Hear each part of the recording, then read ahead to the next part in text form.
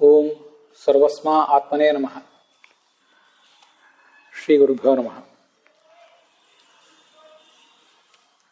ಮಹಾಭಾರತಸ್ಯ ಆಶ್ರಮವಾಸಿಕೆ ಪರ್ವಣಿ ಅಯಂ ಅಷ್ಟಮಃ ಭಾಗಃ.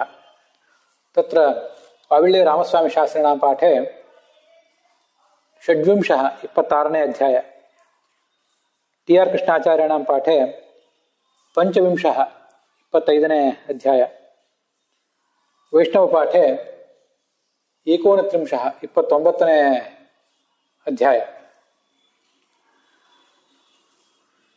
अपि च उत्तरभारतस्य पाठे त्रयोविंशः 23ನೇ अध्याय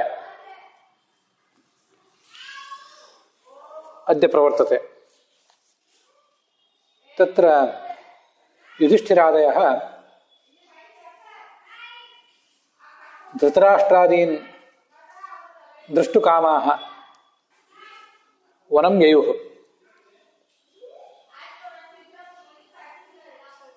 हस्तिनावत्याः जनौघेन सहिताः सस्त्रीबालपुरस्कृताः.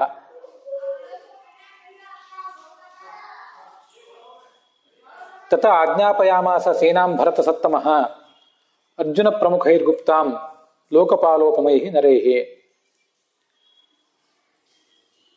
ಯುಧಿಷ್ಠಿರ ಈ ಅರ್ಜುನ ಮೊದಲಾದವರನ್ನ ಕರೆದುಕೊಂಡು ಅವರ ಕಣ್ಗಾವಲಿನಲ್ಲಿ ಆ ಸೈನ್ಯವನ್ನು ಇಟ್ಕೊಂಡು ಅವನು ಮುಂದೆ ಪ್ರಯಾಣ ಮಾಡಿದ. ಸೈನ್ಯಕ್ಕೆ ಹೊರಡ್ರಿ ಅಂತ ಹೇಳಿದ. ಯೋಗೋ ಯೋಗ ಇತಿ ಪ್ರೀತ್ಯ ತತಃ ಶಬ್ದೋ ಮಹಾನಭೂತ್. ಯೋಗ ಅಂತ, ಯೋಗ ಅಂದ್ರೆ ಹಿಂದೆ ಒಂದ್ ಕಡೆ ಬಂದಿತ್ತು, ಮಾರ್ಚ್ ಅಂತ. ಮುಂದಿನ ಈಗಿನ ಸೈನ್ಯಕ್ಕೆ ಮಾರ್ಚ್ ಅಂತ ಪ್ರಯೋಗ ಮಾಡ್ತಾರೆ. ಮಾರ್ಚ್ ಅಂದ್ರೆ ಮುಂದೆ ಹೊರಡಿ ಅಂತ ಅರ್ಥ ಅದಕ್ಕೆ.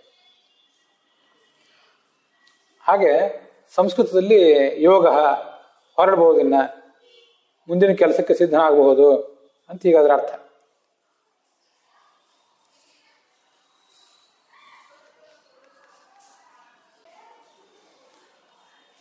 ಹೀಗೆ ಪರಸ್ಪರರನ್ನು ಹುರಿದುಂಬಿಸ್ತಾ ಅವರೆಲ್ಲ ಪ್ರಯಾಣಕ್ಕೆ ಸಿದ್ಧರಾದರು.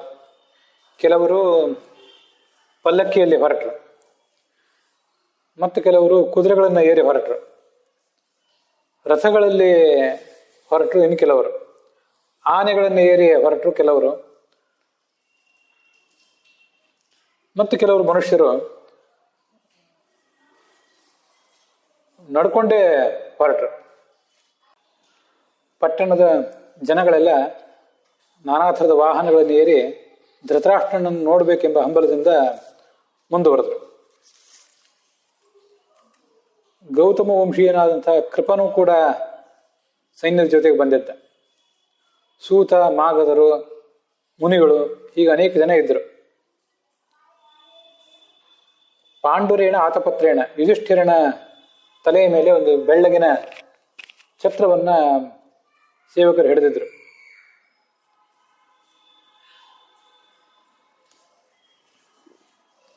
ಅನೇಕ ಥರದ ಯಾಂತ್ರಿಕ ಆಯುಧಗಳನ್ನ ಆನೆಯ ಮೇಲೆ ಸಜ್ಜುಗೊಳಿಸಿದ್ರು. ಅಂಥ ಒಂದು ದೀರ್ಘವಾದಂತಹ ಪ್ರಯಾಣ ಅಲ್ಲಿ ಮುಂದುವರಿಯಿತು. ಅಂತಹ ಆನೆಗಳ ಮೇಲೆ ಭೀಮಸೇನ ಪ್ರಯಾಣಿಸಿದ. ಅರ್ಜುನ ಬಿಳಿಯ ಕುದುರೆಗಳನ್ನು ಹೂಡಿದಂತಹ ರಥದಲ್ಲಿ ಏರಿ ಪ್ರಯಾಣ ಮಾಡಿದ. ದ್ರೌಪದಿ ಮೊದಲಾದ ಸ್ತ್ರೀಯರು ಅವರು ಪಲ್ಲಕ್ಕಿಗಳಲ್ಲಿ ಪ್ರಯಾಣ ಮಾಡಿದರು. ಮಾರ್ಗ ಮಧ್ಯದಲ್ಲಿ ವೀಣೆ ಮೊದಲಾದಂತಹ ವಾದ್ಯಗಳ ದನಿಯು ಕೂಡ ಕೇಳಿ ಬರ್ತಾ ಇತ್ತು. ಆ ಸೈನಿಕರು ಅದನ್ನು ನುಡಿಸ್ತಾ ಇದ್ರು. ಅಲ್ಲಲ್ಲಿ ನಡುವೆ ನಡುವೆ ಬಿಡಾರ ಮಾಡ್ತಾ ಅವರು ಪ್ರಯಾಣ ಮುಂದುವರೆಸಿದರು. ನದೀ ತೀರೇಶು ರಮ್ಯೇಶು ಸರಸ್ಸು ಚ ವಿಷಾಂಪತೆ ವಾಸಂ ಕೃತ್ವ ಕ್ರಮೇಣಾಥ ಜಗ್ಮುಸ್ತೆ ಕುರು ಪುಂಗವಾಹ.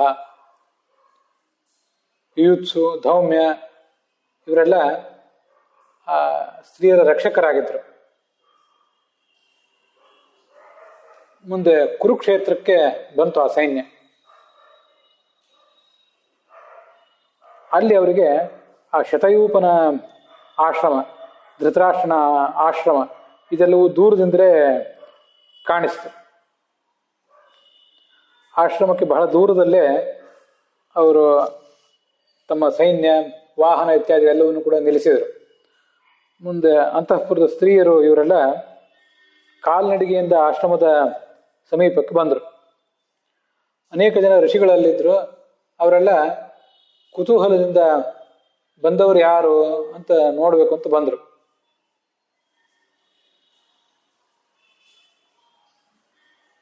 ಯುಧಿಷ್ಠಿರ ಕೇಳಿದಂತೆ,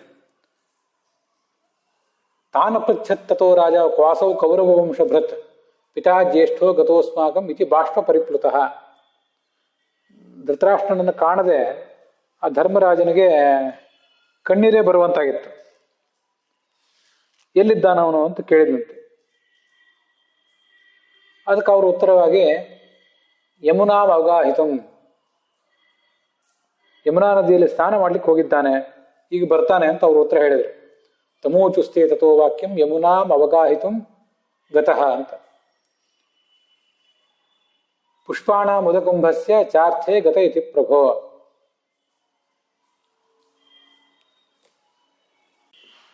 ಅವರು ತೋರಿಸಿದಂಥ ಮಾರ್ಗವನ್ನು ಹಿಡಿದು ಈ ಯುಧಿಷ್ಠಿರಾದಿಗಳು ಕೂಡ ಅಲ್ಲಿಗೆ ಹೋದರು.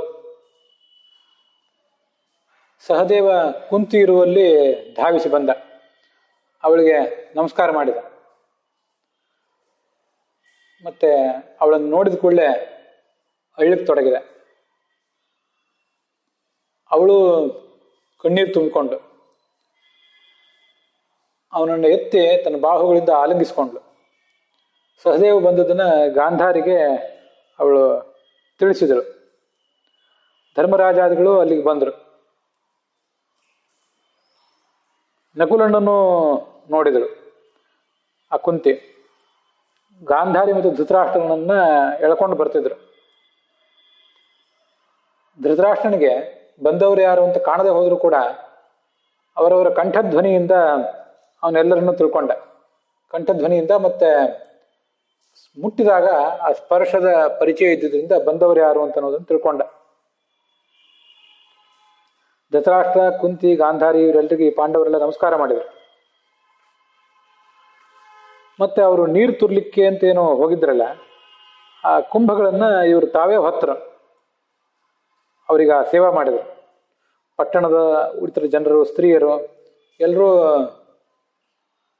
ಆ ಧೃತರಾಷ್ಟ್ರನ ದರ್ಶನ ಮಾಡಿದರು. ಪ್ರತಿಯೊಬ್ಬರದನ್ನು ಪರಿಚಯ ಮಾಡಿಕೊಟ್ಟ.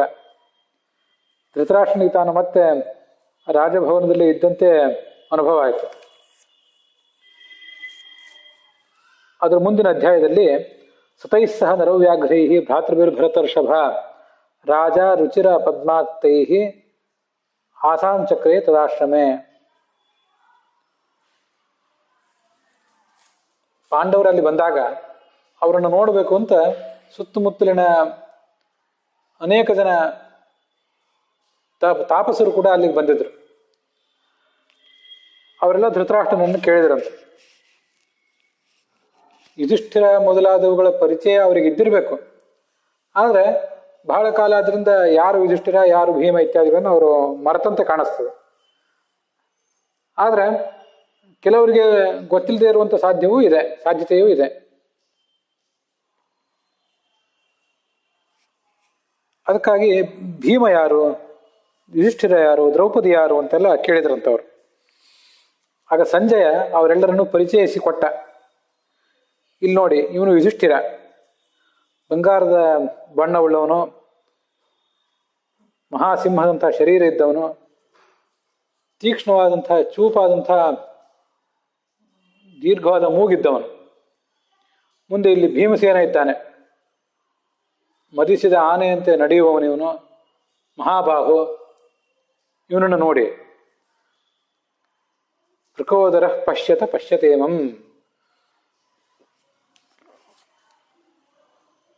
ಇವರು ಇಲ್ಲಿ ಅರ್ಜುನ ಇದ್ದಾನೆ, ಅವನನ್ನು ನೋಡಿ. ದೊಡ್ಡ ಬಿಲ್ಲನ್ನು ಹಿಡಿದಿದ್ದಾನೆ ಅವನು, ಮಹಾಧನುಷ್ಮಾನ್. ಶ್ಯಾಮಲ ವರ್ಣದವನಾಗಿದ್ದಾನೆ, ಸಿಂಹೋನ್ನತಾಂಸಃ ಗಜಖೇಲಗಾಮಿ ಪದ್ಮಾಯತಾಕ್ಷ, ಪದ್ಮದಂತೆ ಕಣ್ಣುಳ್ಳವನು ಅವನು ಅರ್ಜುನ. ಅವನನ್ನು ನೋಡಿ ಕುಂತಿ ಸಮೀಪದಲ್ಲಿ ಇಂದ್ರ ಮತ್ತೆ ವಿಷ್ಣುವಿನಂತೆ ಸಹೋದರರಾದಂಥ ಅಜಿತಿ ಪುತ್ರರಾದ ಇಂದ್ರ ಮತ್ತು ವಿಷ್ಣುಗಳಂತೆ ಕೂತಿದ್ದಾರೆ. ಇವರೇ ಇಬ್ಬರು ನಕುಲ ಸಹದೇವರು. ಯಂ ಪುನಃ ಪದ್ಮದಲಾಯತಾಕ್ಷಿ ಮಧ್ಯಂ ವಯಃ ಕಿಂಚಿದಿವ ಸ್ಪೃಶಂತಿ ನೀರೋತ್ಪಲಾಭ ಸುರದೇವತೇವ ಕೃಷ್ಣ ಸ್ಥಿತ ಮೂರ್ತಿಮತೀವ ಲಕ್ಷ್ಮೀ. ಮಧ್ಯ ವಯಸ್ಸನ್ನು ಸಮೀಪಿಸಿದ್ದಾಳೆ ಇವಳು ದ್ರೌಪದಿ. ಇವಳನ್ನು ನೋಡಿ ನೀಲಕಮಲದಂತೆ ಕಾಂತಿ ಇದ್ದವಳು, ಶ್ಯಾಮಲವಾದ ಶರೀರ ಇದ್ದವಳು, ಮೂರ್ತಿಮತ್ತಾದ ಲಕ್ಷ್ಮಿಯಂತೆ ಇವಳು ಕಂಗೊಳಿಸ್ತಾ ಇದ್ದಾಳೆ. ದ್ರೌಪದಿಯ ಪಕ್ಕದಲ್ಲಿ ಕೂತಿರುವಂಥವಳು ಕೃಷ್ಣನ ಸಹೋದರಿ ಮತ್ತೆ ಅರ್ಜುನನ ಪತ್ನಿ ಆದಂಥ ಸುಭದ್ರೆ. ಇಲ್ಲಿ ಬಂಗಾರದ ವರ್ಣ ಇರುವಂಥ ನಾಗನ ಕನ್ಯೆಯಾದಂಥ ಉಲೂಪಿ ಇದ್ದಾಳೆ. ಇವಳು ಅರ್ಜುನನ ಭಾರ್ಯ, ಪಾರ್ಥಸ್ಯ ಭಾರ್ಯ ಭುಜಗೇಂದ್ರ ಕನ್ಯಾ. ಮುಂದೆ ಚಿತ್ರಾಂಗದ, ಇವಳು ಮಂಡಲೂರು ರಾಜನ ಮಗಳು. ಇವರಿಬ್ಬರು ಅರ್ಜುನನ ಪತ್ನಿಯರು.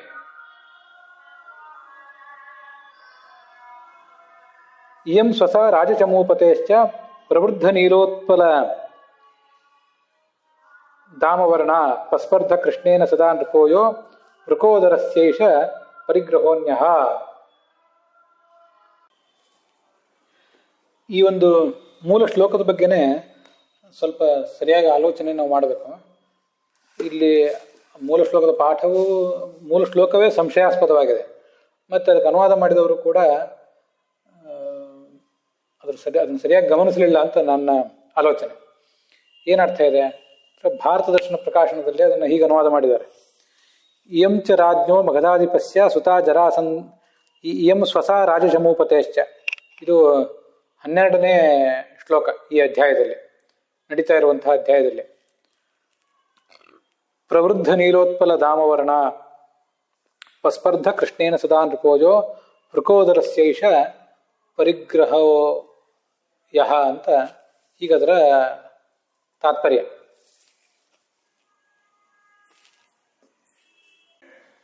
ಅದಕ್ಕೆ ಅವ್ರು ಹೀಗೆ ಅರ್ಥ ಬರೆದಿದ್ದಾರೆ. ಕೃಷ್ಣನ ಜೊತೆಗೆ ಸಾರಥ್ಯದ ವಿಷಯದಲ್ಲಿ ಸದಾ ಸ್ಪರ್ಧೆ ಮಾಡ್ತಿದ್ದವನು ದುರ್ಯೋಧನನ ಸೇನಾಪತಿಯಾಗಿದ್ದಂಥ ಶಲ್ಯ ಮಹಾರಾಜ. ಅವನ ಸಹೋದರಿಯಾದಂಥವಳು ಭೀಮಸೇನ ಹೆಂಡತಿಯಾಗಿದ್ದಳು ಅಂತ. ಅವಳು, ಆ ಸಹೋದರಿ ನೀಲಕಮಲದಂತೆ ನೀಲವಾದಂಥ ಬಣ್ಣ ಇದ್ದವಳು ಅಂತಿಷ್ಟು ವರ್ಣನೆ ಅಲ್ಲಿ ಬಂದಿದೆ. ಇದು ಭಾರತ ದರ್ಶನ ಪ್ರಕಾಶನದಲ್ಲಿ ಕಾಣುವಂಥ ಅನುವಾದ. ಲಕ್ಷಾಲಂಕಾರ ಅದನ್ನು ಹೀಗೆ ಹೇಳಿದೆ. ರಾಜಚಮೂಪತಿ ಅಂದರೆ ಸೇನಾನಾಯಕನಾದಂಥ ಧೃಷ್ಟದ್ಯುಮ್ನ ಅಂತ ಅರ್ಥ. ಅದಕ್ಕೆ ರಾಜಚಮೂಪತಿ ಅಂತ ಇಷ್ಟೇ ಇರೋದ್ರಿಂದ ರಾಜರ ಸೈನ್ಯಕ್ಕೆ ನಾಯಕ ಯಾರೂ ಆಗಬಹುದು. ಅದಕ್ಕಾಗಿ ಧೃಷ್ಟದ್ಯುಮ್ನ ಅಂತ ಲಕ್ಷಾಲಂಕಾರ ಅದರ ಅರ್ಥವನ್ನು ಇಟ್ಕೊಂಡಂತೆ ಕಾಣಿಸ್ತದೆ. ಅವನ ಸಹೋದರಿ ಅಂದ್ರೆ ದ್ರೌಪದಿ ಕೃಷ್ಣನ ಜೊತೆಗೆ ಸ್ಪರ್ಧೆ ಮಾಡ್ತಿದ್ದ ಅಂತ ಇದೆಯಲ್ಲ. ಕೃಷ್ಣ ಅಂದ್ರೆ ಯಾರು? ಅರ್ಜುನನ ಜೊತೆಗೆ ಅಂತ ಲಕ್ಷಾಲಂಕಾರದ ಅರ್ಥ. ವ್ಯಾಸಾರ್ಜುನಾಗ್ನಿ ಹರಿಕೋಕಿಲ ಕಾಕ ಶೂದ್ರ ತಾಮಿಸ್ರ ಪಕ್ಷ ಕಲಿನೀಲ ಗುಣೇಶು ಕೃಷ್ಣ ಅಂತ ನಾನಾರ್ಥ ರತ್ನಮಾಲ ಅನ್ನೋ ಕೋಶವನ್ನು ಲಕ್ಷಾಲಂಕಾರ ಉದ್ಧರಿಸ್ತದೆ. ಅದರಿಂದ ಕೃಷ್ಣ ಅಂದ್ರೆ ದ್ರೌಪದಿ ಅಂತ, ಕೃಷ್ಣ ಅಂದ್ರೆ ಅರ್ಜುನ. ಆ ಅರ್ಜುನನ ಜೊತೆಗೆ ಸ್ಪರ್ಧಿಸ್ತಾ ಇದ್ದಂಥ ಧೃಷ್ಟದ್ಯುಮ್ನ ಅಂತ ಅರ್ಥ ಮಾಡಿದ್ದಾರೆ.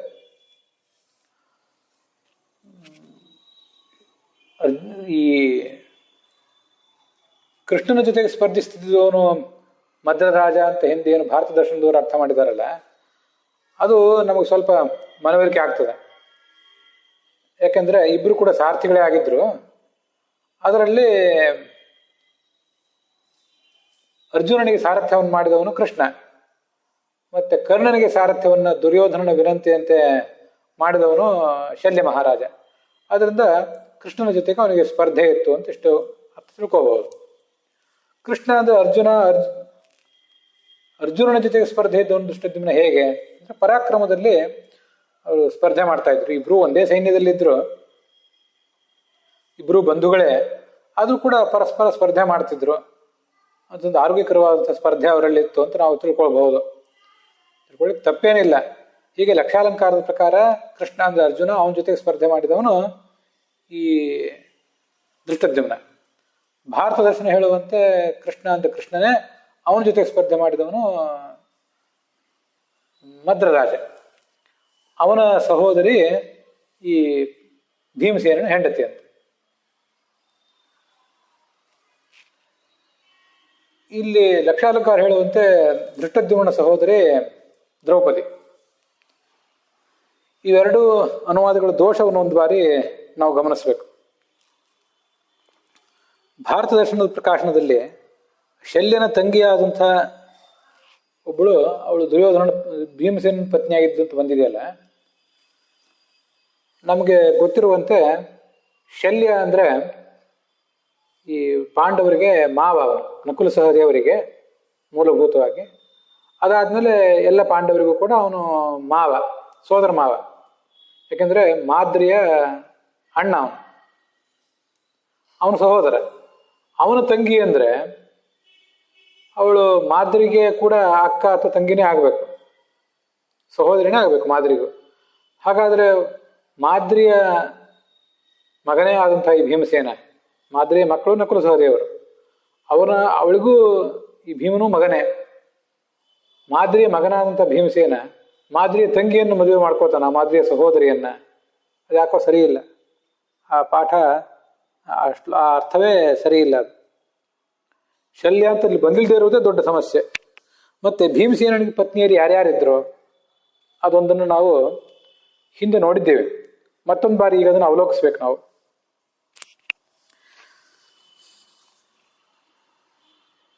ಮಹಾಭಾರತ ತಾತ್ಪರ್ಯ ನಿರ್ಣಯದಲ್ಲಿ 30ನೇ ಅಧ್ಯಾಯ, ಅಲ್ಲಿ 12ನೇ ಶ್ಲೋಕ. ಅನ್ಯಾಶ್ಚಾಸುರು ವಾಸುದೇವ್ಯೋ ದಿಶೋಯಾಹ ಅಪಶ್ಚ ಪೂರ್ವಂ ವಿಂಶತಿರಗ್ನಿರೂಪಾಹ ತಾಭಿರ್ಯುತೋ ದೈವತೈಃ ಅಪ್ಯಲಭ್ಯಾನ್ ಅಭುಂಕ್ತ ಭೋಗಾನ್ ವಿಬಧಾನುಗಾರ್ಚಿತಃ ಅಂತ ಶ್ಲೋಕ. 20 ಜನ ಪತ್ನಿಯರಿದ್ರಂತೆ. ಅವರೆಲ್ಲ ವಸುದೇವನ ಪತ್ನಿಯರು, ವಸುದೇವನ ಪುತ್ರಿಯರವರು. ಸೋದರ ಮಾವನ ಮಕ್ಕಳನ್ನ ಭೀಮಸೇನ ಮದುವೆ ಮಾಡ್ಕೊಂಡಿದ್ದ ಅಂತ ತಿಳ್ಕೋಬಹುದು. ಅವರೆಲ್ಲ ಮೂಲದ ರೂಪದಲ್ಲಿ ದಿಕ್ಕಿನ ಅಭಿಮಾನಿನಿಯರು, ಮತ್ತೆ ಜಲಾಭಿಮಾನಿನಿಯರು ಕೂಡ ಹೌದು. ಹೀಗೆ 20 ಜನ ಪತ್ನಿಯರು ಇವರು. ಇದಲ್ಲದೆ ಮೊದಲು ಹಿಡಿಂಬೆ ಒಬ್ಳು ಪತ್ನಿ ಆಗಿದ್ಲು, ಅದು ನಮ್ಗೆ ಗೊತ್ತಿದೆ, 21 ಆಯ್ತು. ಅದಾದ್ಮೇಲೆ ದ್ರೌಪದಿ, ಅವಳು ಪತ್ನಿ ಆಗಿದ್ಲು, 22 ಆಯ್ತು. ಮುಂದೆ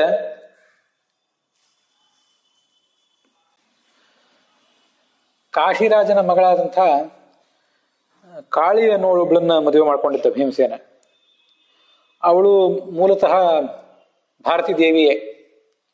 ದ್ರೌಪದಿಗೂ ಅವಳಿಗೂ ವ್ಯತ್ಯಾಸ ಏನಂದ್ರೆ, ದ್ರೌಪದಿಯಲ್ಲಿ 5 ಜನ ದೇವಿಯರು, ಕಾಳಿಯಲ್ಲಿ ಭಾರತೀ ದೇವಿ ಒಬ್ಬಳೆ.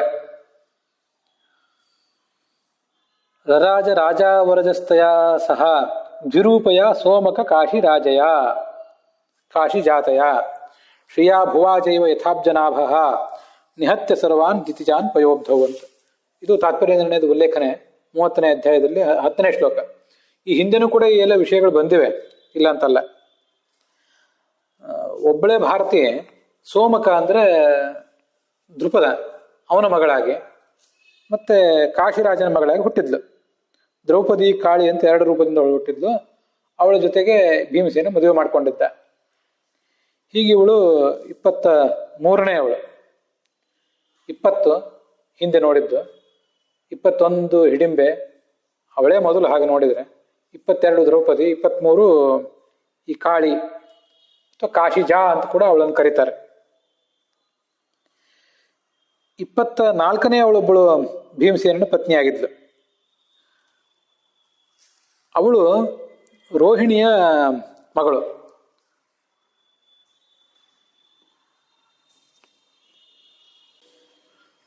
ವಸುದೇವನ ಪತ್ನಿ ಆದಂಥ ರೋಹಿಣಿಯ ಮಗಳವಳು. ವಸುದೇವನಿಗೆ ದೇವಕಿ ಮತ್ತು ರೋಹಿಣಿ, ಇನ್ನೂ ಅನೇಕ ಜನ ಪತ್ನಿಯರಿದ್ರು. ಅದರಲ್ಲಿ ಪೌಂಡ್ರಕ ವಾಸುದೇವ, ಶೃಗಾಲ ವಾಸುದೇವ, ಹೀಗೆಲ್ಲ ಅನೇಕ ಜನ ಮಕ್ಕಳು ಹುಟ್ಟಿದ್ರು, ನಮಗದು ಗೊತ್ತಿದೆ. ಈ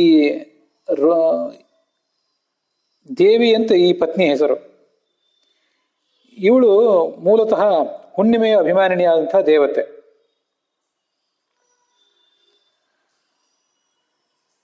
ಅವಳು ಭೀಮಪ್ರಿಯಾಸೀತ್ ಯಾ ಪುರಾಸ್ಯೇವ ರಾಕ. ಹಿಂದೆನೂ ಕೂಡ ವಾಯುಪತ್ನಿಯೇ ಅವಳು, ಈ ಮುಖ್ಯ ಪ್ರಾಣನ ಪತ್ನಿಯೇ ಮೂಲ ರೂಪದಲ್ಲೂ ಕೂಡ. ಅವಳು ಭೀಮನ ಹೆಂಡತಿಯಾಗಿದ್ದಳು. ಇವಳು ವಸುದೇವನ ಮತ್ತು ರೋಹಿಣಿಯ ಮೂಲಕ ಹುಟ್ಟಿದವಳು, ಇದು ನಮ್ಗೆ ಗೊತ್ತಾಗ್ತದೆ.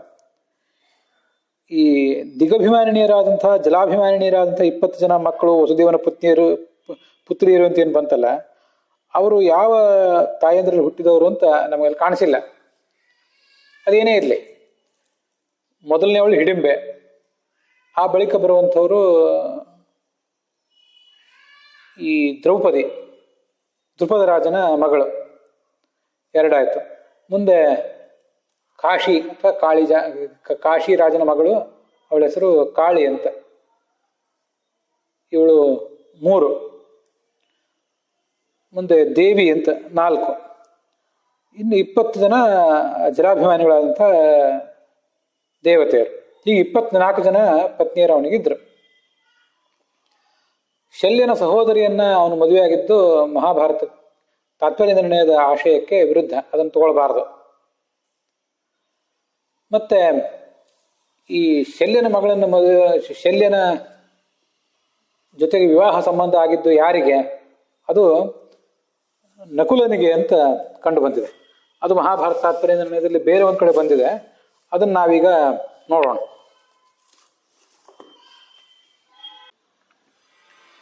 ಭೀಮ ಜರಾಸಂಧನನ್ನ ಕೊಂದಿದ್ನಲ್ಲ, ಆಗ ಆ ಜರಾಸಂಧನ ಮಗಳನ್ನ ಭೀಮಸೇನಿಗೆ ಆ ಜರಾಸಂಧನ ಮಗ ಕೊಟ್ಟಿದ್ನಂತೆ.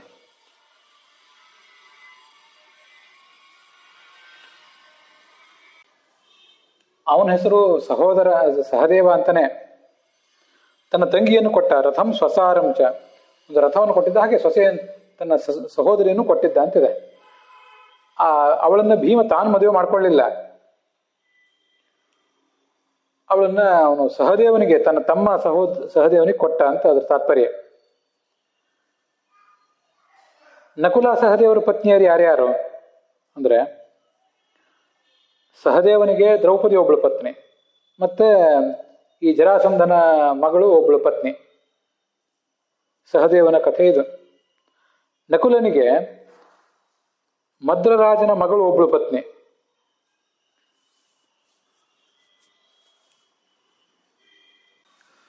ಮೂಲತಃ ಅವಳು ಉಷಾದೇವಿಯೇ, ಅನಿರುದ್ಧನ ಪತ್ನಿ.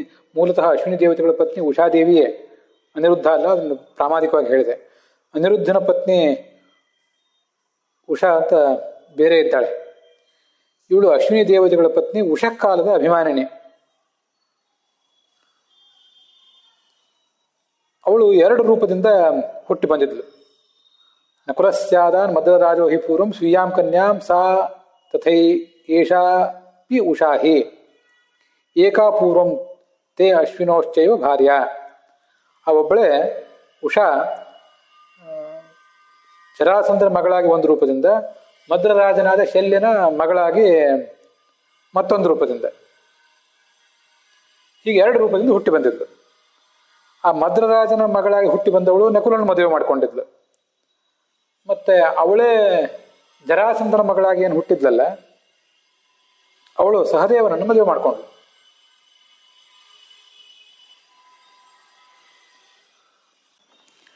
ಹೀಗೆ ನಕುಲ ಮತ್ತು ಸಹದೇವರಿಗೆ ಇಬ್ಬರು ಪತ್ನಿಯರು, ದ್ರೌಪದಿ ಒಬ್ಬಳು ಪತ್ನಿ, ಮತ್ತೆ ಈ ಮೂಲ ಉಷೆಯೇ 2 ರೂಪದಿಂದ ಏನು ಹುಟ್ಟಿ ಬಂತಿದ್ದು ಅವಳು ಕೂಡ ಪತ್ನಿಯರು.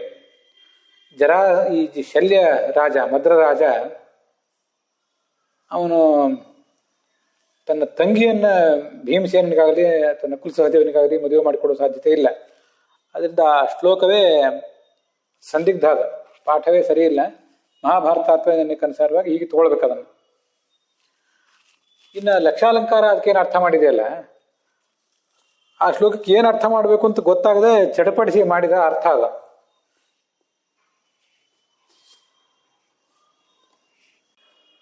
ಭೀಮನ ಹೆಂಡತಿ ಅಂತ ಬಂದಿದೆ. ಭೀಮನ ಹೆಂಡತಿ ಅಂತ ಬಂದಿರೋದ್ರಿಂದ ಅವಳು ದ್ರೌಪದಿಯೇ ಆಗಿರ್ಬೇಕು ಅಂತ ಹೀಗೆ ಮಾಡಿದ ಅರ್ಥ ಅದು. ಆದ್ರೆ ಆ ಲಕ್ಷಾಲಂಕಾರ ಮಾಡಿದ ಅರ್ಥವೂ ಕೂಡ ಸಮೀಚೀನೇನಲ್ಲ. ಯಾಕೆಂದ್ರೆ ಈ ಹಿಂದೆ 9ನೇ ಶ್ಲೋಕದಲ್ಲಿ ಆ ದ್ರೌಪದಿ ಬಗ್ಗೆ ಬಂದಾಗಿದೆ. ಮತ್ತೆ ಇಲ್ಲಿ ಆ ದ್ರೌಪದಿಯನ್ನು ಹೇಳೋದಕ್ಕೆ ಯಾವ ಅರ್ಥವೂ ಇಲ್ಲ. ಅದರಿಂದ ಲಕ್ಷಾಲಂಕಾರ ಹೇಳುವಂತಹ ಅರ್ಥವೂ ಸರಿಯಲ್ಲ. ಆ ಶ್ಲೋಕವನ್ನೇ ಸುಮ್ಮನೆ ಬಿಟ್ಟು ಮುಂದೆ ಹೋಗುವುದು ಒಳ್ಳೆಯದು. ಇಯಂ ಚ ರಾಜ್ಞೋ ಮಗಧಾಧಿಪಸ್ಯ ಸುತಾ ಜರಾಸಂಧ ಇತಿ ಶ್ರುತಸ್ಯ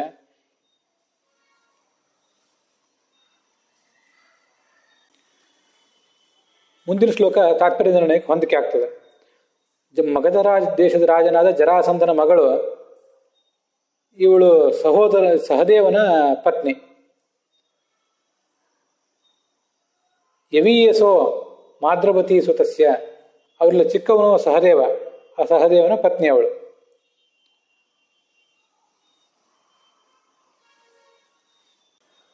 ನಕುಲನ ಪತ್ನಿ ಇವಳು ಅಂತ ಅವಳ ಬಗ್ಗೆ ಹೇಳಿದ್ದಾರೆ. ಮುಂದೆ ಅಭಿಮನ್ಯುವಿನ ಪತ್ನಿ ಉತ್ತರ, ಅವಳ ಬಗ್ಗೆ ಹೇಳ್ತಿದ್ದಾರೆ. ರಾಜ್ಞೋ ವಿರಾಟಸ್ಯ ಸುತಾ ಸಪುತ್ರ ಅಂತ ಮಗನನ್ನು ಕರ್ಕೊಂಡು ಬಂದಿದ್ದಾಳೆ ಇವಳು, ಪರೀಕ್ಷಿತನನ್ನು ಕರ್ಕೊಂಡು.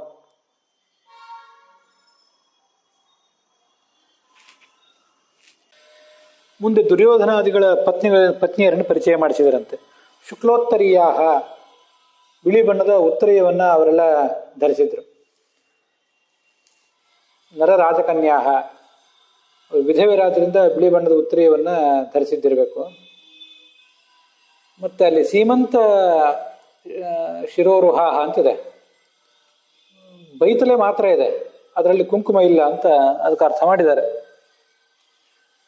ಇವರೆಲ್ಲ ದುರ್ಯೋಧನಾದಿಗಳ ಪತ್ನಿಯರು.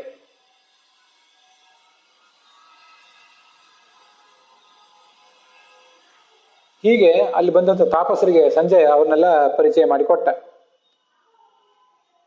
ಮುಂದೆ ಧೃತರಾಷ್ಟ್ರ ಅಲ್ಲಿ ಬಂದವರ ಎಲ್ಲರದು ಕುಶಲ ಪ್ರಶ್ನೆ ಮಾಡಿದಂತೆ. ಅಲ್ಲಿಗೆ ಆ ಅಧ್ಯಾಯ ಸಮಾಪ್ತವಾಗ್ತದೆ.